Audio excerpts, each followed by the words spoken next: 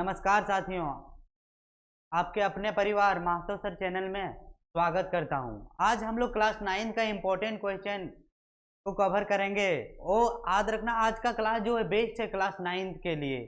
कुछ थोड़ा सा क्या है टॉपिक के बारे में डिस्कस करेंगे और चैप्टर वाइज टॉपिक है, क्वेश्चन सारे मिक्स हैं। अब केमिस्ट्री का पार्ट्स है, इसमें जो केमिस्ट्री का फोबिया रहता है, फोबिया दैट मीन्स क्या, डर जो रहता है आपका, वो आज के क्लास में सारा डर क्या हो जाएगा, खत्म। आज के क्लास में सारा डर क्या हो जाएगा बच्चों, खत्म हो जाएगा। ज़्यादा आपका समय नहीं गवाते हुए हम लोग आते हैं टू द पॉइंट पे, चलते हैं फर्स्ट क्वेश्चन पे।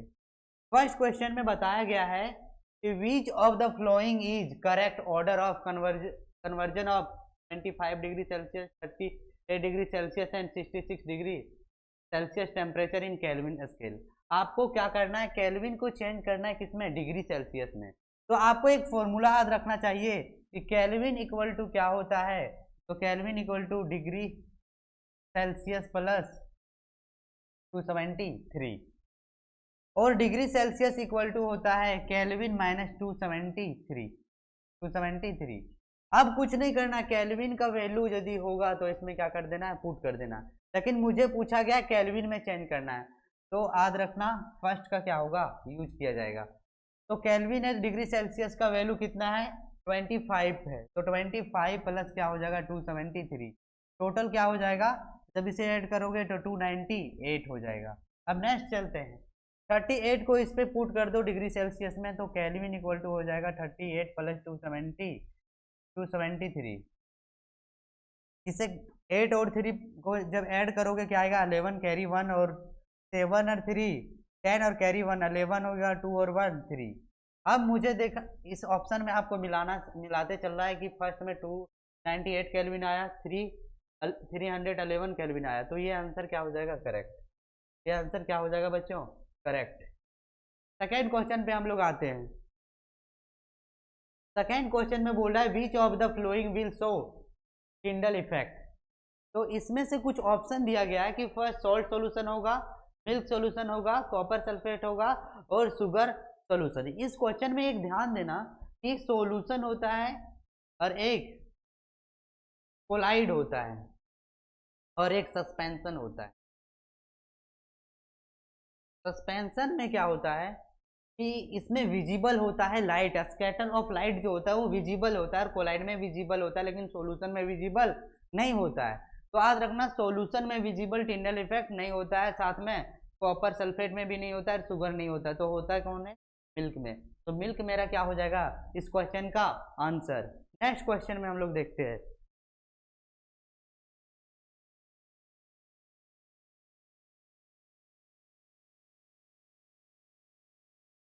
नेक्स्ट क्वेश्चन में पूरा mercury and bromine are both liquid at a room temperature, solid at room temperature, gases at room temperature, both a and b. हो रहा है क्या, मर्क्यूरी और ब्रोमीन जो है दोनों केसेस में इक्वल होते हैं, लिक्विड होते हैं रूम टेम्परेचर पे, या सॉलिड होते हैं रूम टेम्परेचर पे, या गैस होते हैं रूम टेम्परेचर पे, या बोथ ए एंड बी होते हैं। तो याद रखना मर्क्यूरी जो होता है वो क्या है बच्चों, तो मर्क्यूरी जो है मैंने पढ़ा रखा है कि मर्क्यूरी क्या है, मेटल है। क्या है, मेटल। लेकिन मेटेरियल हमेशा ऑल मेटल यार क्या होता है, सॉलिड, एक्सेप्ट किसे छोड़ के, मर्क्यूरी। मर्क्यूरी जो होता है रूम टेम्परेचर पे हमेशा क्या होता है, लिक्विड। क्या होता है, लिक्विड। याद रखना ब्रोमीन क्या है, तो ब्रोमीन जो है वो याद रख लेना क्या है, नॉन मेटल। क्या है, नॉन। अब ये जो होता है रूम टेम्परेचर पे ये भी क्या होता है, लिक्विड। क्या होता है, लिक्विड। तो जो दोनों केसेस को फुलफिल करता है वो ऑप्शन नंबर क्या हो जाएगा, ए। तो mercury and bromine are both liquid at या रूम टेम्परेचर। तो क्वेश्चन नंबर 3 का ऑप्शन नंबर ये क्या होगा, करेक्ट आंसर होगा। नेक्स्ट क्वेश्चन पे हम लोग चलते हैं।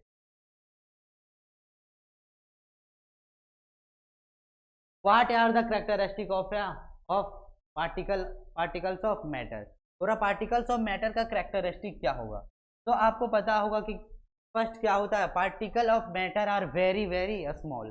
जो पार्टिकल होता है मैटर का वो बहुत ही क्या होता है, स्मॉल होता है, छोटा होता है। नेक्स्ट कौन, particles of matter have a space between them. दो पार्टिकल के बीच में, यानी पार्टिकल के बीच में क्या होता है बच्चों, स्पेस होता है। Particle of matter are constantly moving, और पार्टिकल ऑफ मैटर हमेशा क्या होता है, मूव करते हैं। नेक्स्ट क्वेश्चन है the particles of matter attract each other, और साथ में पार्टिकल ऑफ मैटर क्या होता है, आपस में अट्रैक्ट करते हैं। तो ये था characteristic of particle of matter. Next question पे हम लोग आते हैं।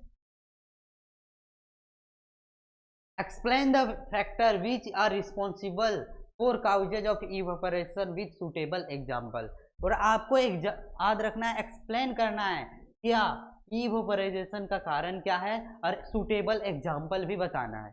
तो फर्स्ट में याद रखना फैक्टर अफेक्टिंग इवेपोराइजेशन में, इवेपोराइजेशन ऑफ या liquid depends mainly on the flowing factor. First में याद रखना किसके ऊपर है बच्चों, डिपेंड है, टेम्परेचर के ऊपर डिपेंड है। नेक्स्ट याद रखना सरफेस एरिया पे डिपेंड है, और थर्ड याद रखना ह्यूमिडिटी पे डिपेंड रहता है, और विंड स्पीड पे। अब इसके बारे में हम लोग क्या करेंगे, अगले क्वेश्चन में हम लोग पढ़ेंगे। अब नेक्स्ट क्वेश्चन पे चलते हैं। नेक्स्ट क्वेश्चन है एक्सप्लेन द फैक्टर, उसको डिटेल में देख लेते हैं। टेम्परेचर क्या कैसे डिपेंड होता है इवेपोराइजेशन में, जितना ज़्यादा टेम्परेचर को बढ़ाओगे इवेपोराइजेशन भी क्या होता है बच्चों, बढ़ते चला जाता है। क्यों, कि water evaporates faster from wet cloth on sunny day as a temperature high. देखो जब आप क्या करोगे, वेट क्लॉथ को सन के लाइट में प्रेजेंस में यहाँ पे क्या करोगे, रखोगे, तो बहुत जल्दी क्या हो जाएगा, बहुत जल्दी क्लॉथ क्या हो जाएगा, ड्राई। ये क्यों होता है, तो टेम्परेचर इंक्रीज के कारण होता है। तो ये याद रखना इसका बेस्ट एग्जाम्पल है। नेक्स्ट क्वेश्चन हम लोग देखते हैं surface area of liquid. Surface area जितना ज़्यादा आप क्या करोगे, इंक्रीज करोगे, उतना ज़्यादा क्या होगा, इवेपोराइजेशन भी इंक्रीज होगा। यदि आप वेट क्लॉथ को डायरेक्ट इसी तरह रख दोगे रॉप में, तो वो तुरंत ही क्या नहीं होगा, ड्राई नहीं होगा। लेकिन उसे क्या करो, स्प्रेड कर दो क्लॉथ को, तुरंत ही क्या हो जाएगा, ड्राई। ये सबसे बेस्ट एग्जांपल है किसका, सरफेस एरिया ऑफ लिक्विड का। नेक्स्ट पॉइंट समझते हैं हम लोग। नेक्स्ट पॉइंट है ह्यूमिडिटी ऑफ एयर। अब when the humidity of air is high then rate of evaporization is low. जितना ज्यादा ह्यूमिडिटी ऑफ एयर को क्या करोगे, हाई रहेगा, याद रखना इवेपोराइजेशन उतना भी क्या होता है, कम होता है। और ये ज्यादातर example day to day life में देखने को मिलता है, कब, ठंड के समय में। नेक्स्ट क्वेश्चन, नेक्स्ट पॉइंट देखो, विंड स्पीड क्या होता है, the rate of evaporization of liquid increase with increase wind speed. याद रखना इवेपोराइजेशन जो है डिपेंड पड़ता है किसके ऊपर, विंड स्पीड। जितना ज्यादा विंड स्पीड बढ़ाओगे तो याद रखना इवेपोराइजेशन भी क्या होता है, बढ़ते चला जाता है। नेक्स्ट क्वेश्चन पे हम लोग आते हैं। पूरा name ABCD and F in the flowing diagram showing the change in this state। आपको बताना है कि ये जो डायग्राम गिवन दैट है ये किस तरह से अपने स्टेट को चेंज करता है। तो देखो बच्चों ध्यान देना कि ये क्या होता है, आइस होता है और वाटर होता है और ये होता है क्या, वेपर।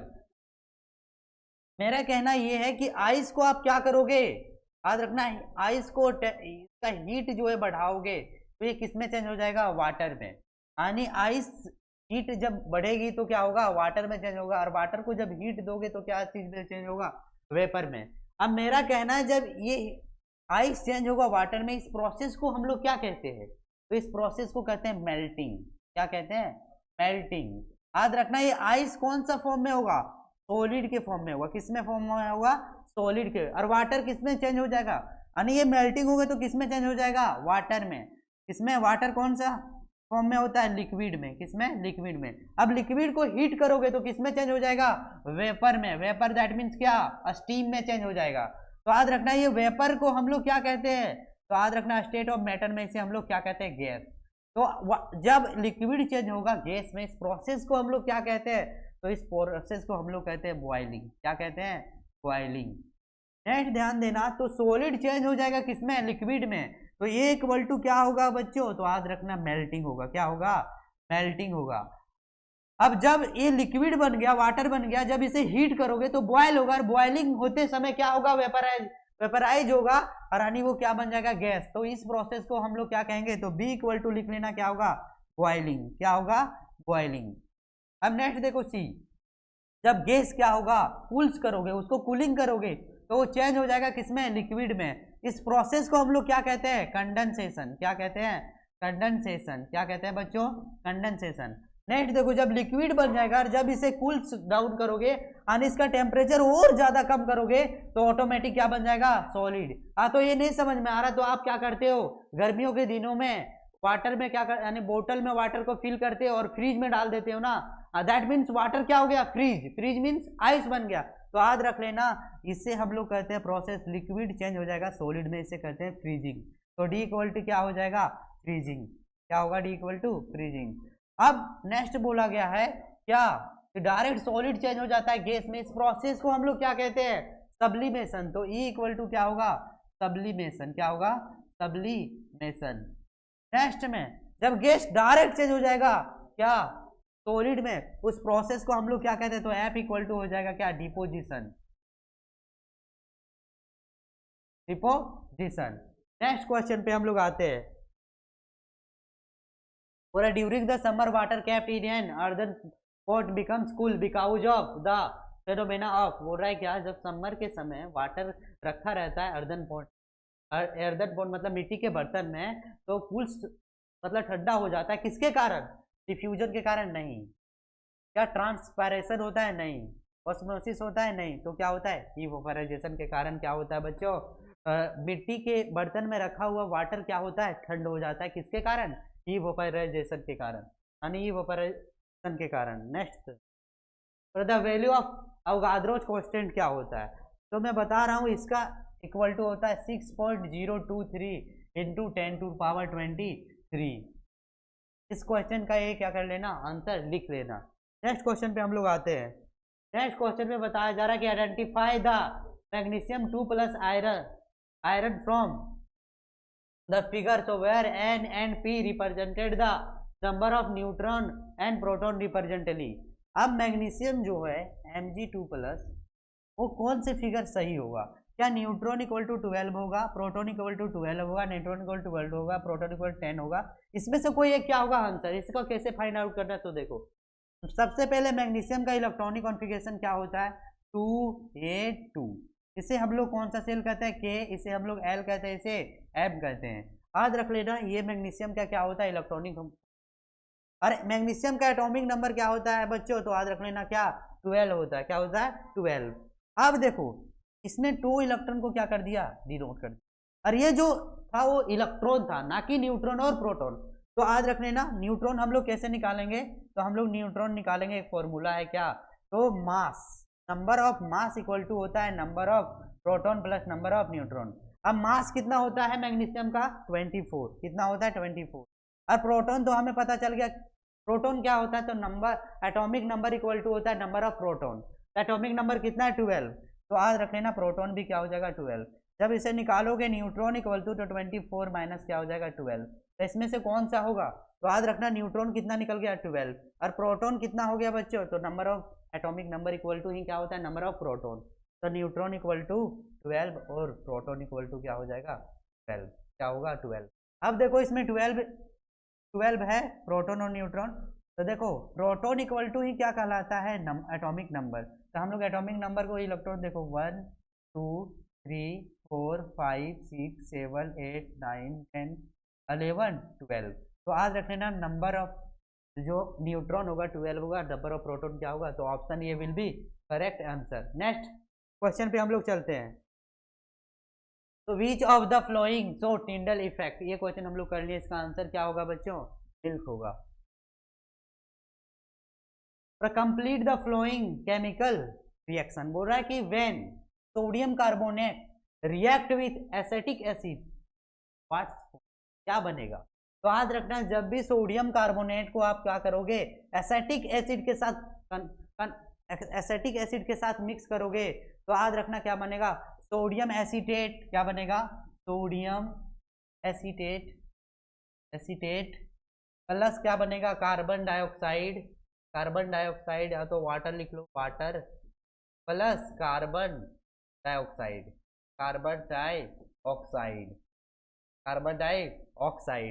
तो आज रखना, sodium acetate water plus carbon dioxide क्या होगा, डी फॉर्म का रिजल्ट आ जाएगा।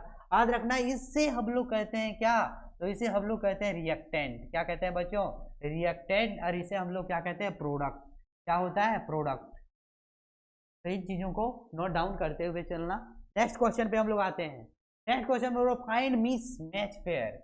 और क्या सोडियम Na++ होता है, हाइड्रोजन H+ होता है, अमोनियम NH4 होगा यहाँ पे प्लस होता है, और नाइट्रेट NH3- होता है। तो याद रखना सोडियम का सिंबल होता है Na, इसका इलेक्ट्रॉनिक कॉन्फ़िगरेशन होता है बच्चों KLMN। इसमें 2 8 1 आएगा। 1 इलेक्ट्रॉन को ये क्या करेगा बच्चों, लॉस करेगा, और जो 1 इलेक्ट्रॉन को लॉस करता है वो याद रख लेना क्या बनाता है, पॉजिटिव चार्ज। तो यहाँ पे सोडियम 1 इलेक्ट्रॉन को लॉस कर रहा है, तो यहाँ पे दिया कितना है, 2 इलेक्ट्रॉन। सबसे पहले ये क्या है, रॉन्ग। नेक्स्ट में आते हैं, अमोनियम NH4+, तो इसका क्या होता है, NH4+ होता है। हाइड्रोजन भी H+ होता है, नाइट्रेट भी क्या होता है, N3-। क्यों, सो देखो नाइट्रोजन जो होता है इसको सिंपल होता है N, इसका इलेक्ट्रॉनिक कॉन्फ़िगरेशन याद रखना क्या होता है, 2,5 Al। तो कितना इलेक्ट्रॉन चाहिए नोबेल गैस को स्टेबल होने के लिए, 3 इलेक्ट्रॉन। कितना, 3। तो गेन ऑफ इलेक्ट्रॉन को क्या कहते हैं, गेन ऑफ इलेक्ट्रॉन को याद रखना नेगेटिव चार्ज कहते हैं, इसीलिए यहाँ पे 3 इलेक्ट्रॉन को ये गेन करेगा, इसीलिए नाइट्रेट क्या कहलाता है, N3-। तो इसमें से sorry for that, ammonium NH4+ होगा, नाइट्रेट क्या होगा, N3- होगा, हाइड्रोजन H+ होगा। तो ये हमारा ऑप्शन क्या था, गलत था, तो ये मिलाते हुए चलना। नेक्स्ट क्वेश्चन पे हम लोग आते हैं, convert the flowing temperature to the Celsius scale. याद रखना कुछ टेम्परेचर दिया हुआ है, इसे हम लोग चेंज करेंगे किसमें, सेल्सियस स्केल में। तो आपको पता रहना चाहिए केल्विन इक्वल टू होता है डिग्री सेल्सियस प्लस 273, और डिग्री सेल्सियस इक्वल टू होता है केल्विन माइनस 273। तो मुझे यहाँ पे क्या करना है बच्चों, डिग्री सेल्सियस में इसे कन्वर्ट करना है। तो डिग्री सेल्सियस इक्वल टू कितना गिवन दैट है, फर्स्ट 293 माइनस 273, इसे सब्ट्रैक्ट करोगे तो कितना आएगा, 20 आएगा। क्या आएगा, तो याद रखना degree Celsius 20 degree Celsius will be answer, option number a. Option number b में आते हैं, degree Celsius equal to chlorine kelvin minus 273।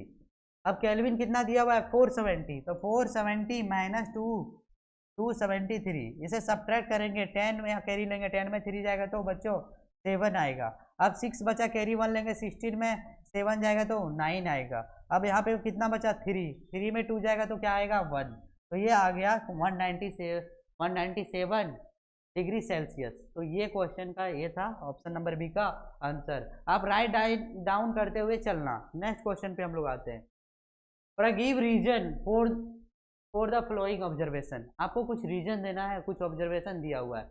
इसमें बताया गया कि naphthalene balls despair which time without living any solid. पूरा नेफ्थलीन जो बॉल्स होता है बिना कोई लिक्विड में चेंज हुए डायरेक्ट कन्वर्ट हो जाता है किसमें, गैस में। ऐसा क्यों होता है, इसका इस प्रोसेस को हम लोग कहते हैं सब्लिमेशन। तो इसमें बताया था कि naphthalene ball disappear with the time without living any solid because, यहाँ पे क्या होगा, liquid, because they undergo sublimation and they directly changes from solid to gas without passing through the liquid state. बिना लिक्विड स्टेट में जो है याद रखना पास हुए डायरेक्ट चेंज हो जाता है सॉलिड टू गैस में। इस प्रोसेस को हम लोग कहते हैं सब्लिमेशन। तो इसका आंसर ये राइट डाउन कर लेना। अब due droplets appear on a chilled बोतल में। जो चिल्ड बोतल रहता है उसमें आपको ड्रॉपलेट्स दिखाई देंगे, इसका क्या रीजन है, तो याद रखना इसका रीजन क्या है। तो देखो, तो वाटर वेपर प्रेजेंट रहता है, प्रेजेंट इन द एयर में। वाटर जो वेपर रहता है वो प्रेजेंट रहता है कहाँ पे, एयर में, comes in constant with cold surface of the glass. और वो आ जाता है किसके कॉन्टेक्ट में, cold surface of the glass के कारण वो उसका एनर्जी जो होता है वो लॉस हो जाता है और वो कन्वर्ट हो जाता है किसमें, ड्रॉपलेट्स ऑफ वाटर में, यानी पानी के बूंद में कन्वर्ट हो जाता है। तो ये रीजन को आपको क्या करना रहेगा, बताना रहेगा। तो राइट डाउन कर लेना। नेक्स्ट क्वेश्चन पे हम लोग आते हैं, और explain any two with example. और एक्सप्लेन करना है साथ में 2 एग्जाम्पल के साथ।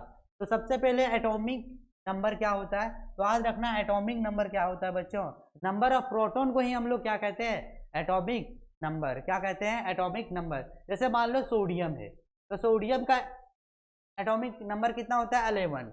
अब इसमें टोटल प्रोटॉन कितना होगा बच्चों, तो जितना एटॉमिक नंबर होगा वही क्या होगा, नंबर ऑफ प्रोटॉन, वही क्या होगा, नंबर ऑफ प्रोटॉन। तो इसका कितना हो जाएगा 11। अब एक और एग्जांपल लेता हूँ, मैग्नीशियम। मैग्नीशियम का एटॉमिक नंबर कितना है बच्चों, याद रखना है, मैग्नीशियम का एटॉमिक नंबर 12 है। तो इसका जो नंबर ऑफ प्रोटॉन होगा वो क्या होगा, तो नंबर ऑफ प्रोटॉन भी क्या होगा, 12 होगा। तो नंबर ऑफ प्रोटॉन को ही हम लोग क्या कहते हैं, एटॉमिक नंबर। मास नंबर क्या होता है, तो फर्स्ट में देखो मास नंबर क्या होता है, तो मास नंबर जो होता है वो याद रख लेना, number of neutron plus number of proton को ही हम लोग क्या कहते हैं, mass number. Number of neutron plus number of proton को ही हम लोग क्या कहते हैं, mass number. For example magnesium का जो होता है मास कितना होता है, 24। मैग्नीशियम का कितना होता है, 24। इसका नंबर ऑफ प्रोटॉन कितना होगा, तो जितना इसका एटॉमिक नंबर है वही नंबर ऑफ क्या होगा, प्रोटॉन। तो नंबर ऑफ प्रोटॉन कितना हो जाएगा, 12। अब नंबर ऑफ न्यूट्रॉन को क्या मान लो, n। तो याद रखना यहाँ पे क्या हो जाएगा, 24 माइनस 12, दैट मीन्स क्या, n इक्वल टू बन जाएगा क्या, तो n इक्वल टू हो जाएगा 12, यानी नंबर ऑफ न्यूट्रॉन भी कितना होगा, 12। तो number of mass number equal to होता है number of neutron plus number of proton. तो नेक्स्ट हम लोग पढ़ेंगे आइसोटॉप्स एंड आइसोबार, आते हैं हम लोग।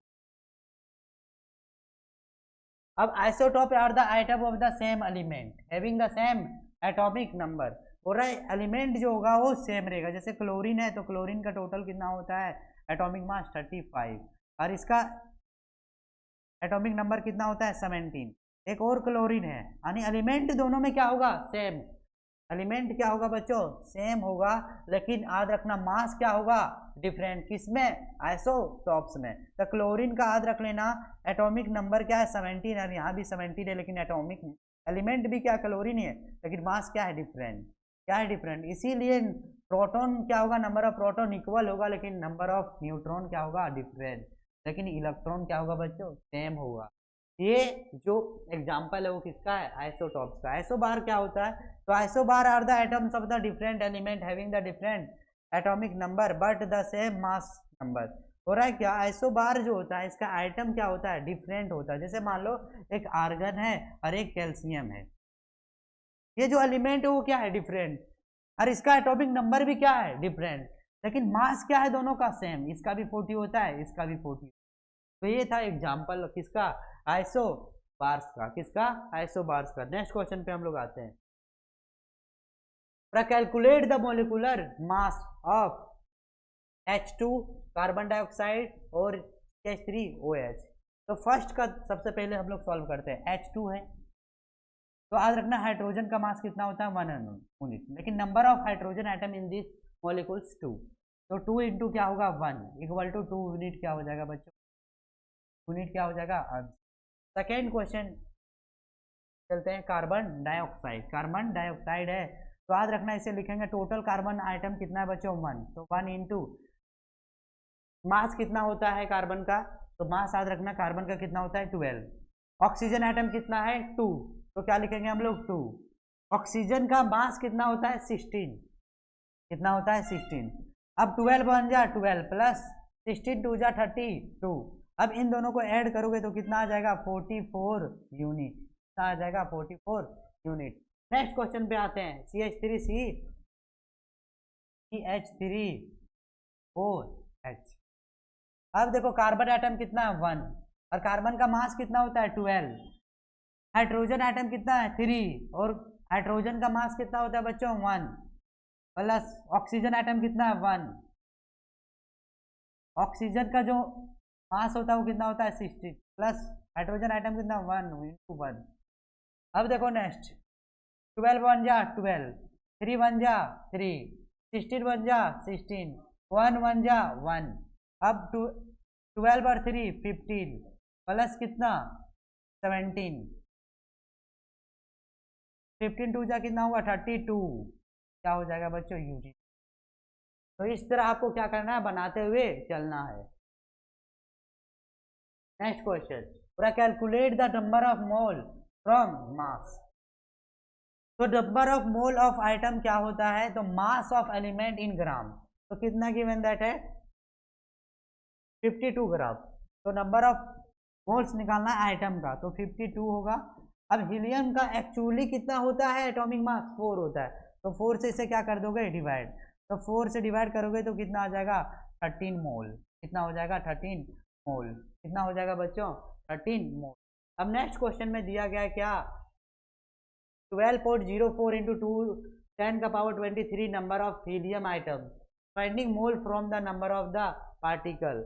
जब इसे कैसे सॉल्व करोगे तो इसका फॉर्मूला होता है, तो याद रख लेना number of mole equal to क्या, तो याद रख लेना ये गिवन दैट जो है नंबर ऑफ आइटम, तो कितना दिया हुआ है 12.04 इंटू 10 टू पावर 23, और होता क्या है बच्चों, तो 6.023 इंटू 10 का पावर 23। अब इसे क्या करोगे आप, याद रखना आप जब इसे क्या करोगे डेसिमल हटाओगे तो यहाँ पे 30 क्या हो जाएगा, डेसिमल हटाओगे तो यहाँ पे क्या होगा, तो यहाँ पे 6.02 इंटू क्या होगा 10 टू 23। जब इसे कैंसिलेशन करोगे तो क्या होगा बच्चों, तो याद रखना इसका आंसर हो जाएगा 2 मोल।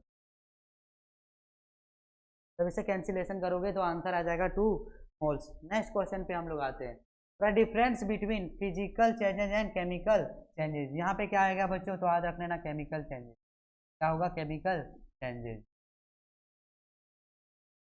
और physical changes no new substance is form, याद रख लेना फिजिकल चेंज में कोई भी सबस्टेंस नया नहीं बनते हैं, लेकिन याद रख लेना केमिकल चेंज में जो है वो न्यू सबस्टेंस बनते हैं इन या केमिकल रिएक्शन में। पूरा फिजिकल चेंज इज टेम्प्रोरी, ये फिजिकल चेंज क्या होता है बच्चों टेम्प्रोरी, कोई भी आयरन को क्या करोगे कटिंग करोगे तो नया फॉर्म बनने वाला नहीं है, और ये जो चेंजेज होता है वो टेम्प्रोरी रहता है। जब कोई भी कागज को आप क्या करोगे उसे फोल्ड करोगे फिर ओपन करोगे तो वो क्या रहेगा पेपर ही रहेगा, तो याद रखना वो टेम्प्रोरी चेंजेज होता है। लेकिन मैं जब बोल रहा हूँ कि सोडियम और क्लोरीन को मिक्स करोगे तो क्या हो जाएगा परमानेंटली चेंज होगा किसमें, सोडियम क्लोराइड में, दैट मीन्स क्या सॉल्ट में।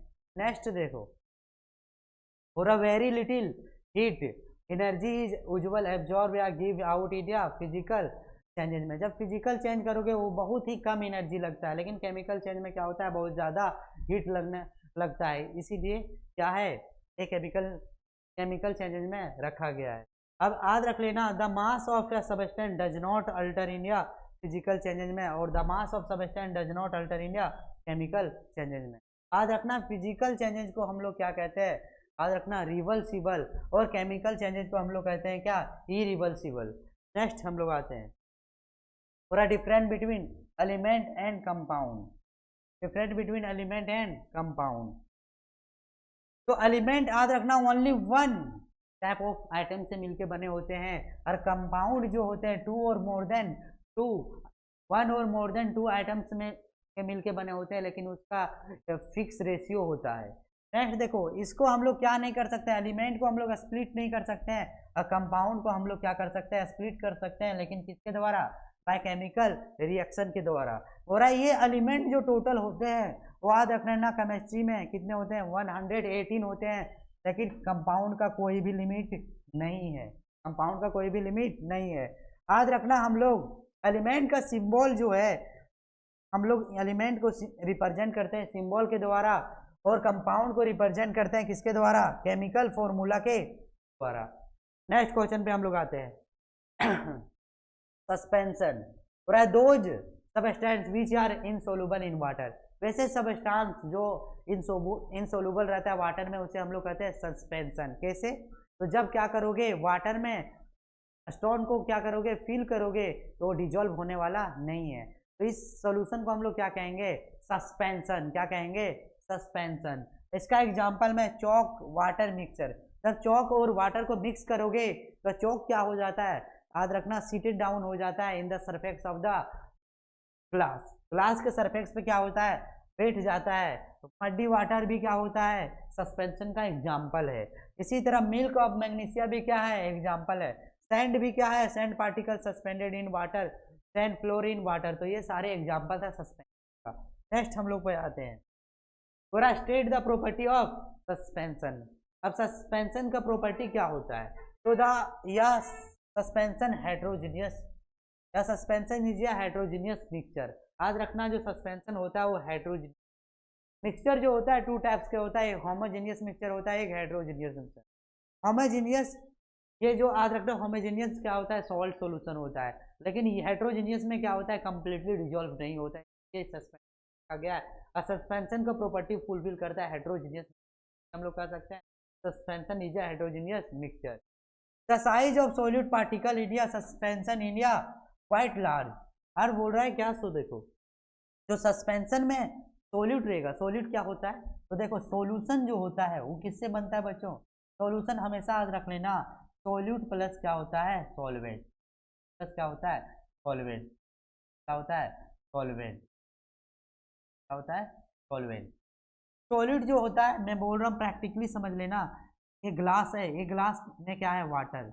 अब इसमें जो है वाटर है, अब मैं बोल रहा हूँ कि वाटर में भी क्या है बच्चों, कुछ सॉल्ट डाला गया, तो वाटर में क्या डाला गया, सॉल्ट। अब ये क्या बन जाएगा, सॉल्यूशन, क्या बनेगा, लेकिन अमाउंट ऑफ वाटर क्या है बच्चों, ज़्यादा है, लेकिन सॉल्ट का अमाउंट क्या है बच्चों, कम है। तो याद रखना जो कम रहेगा उसे हम लोग सोल्यूट कहते हैं, जो ज़्यादा रहेगा उसे क्या कहते हैं।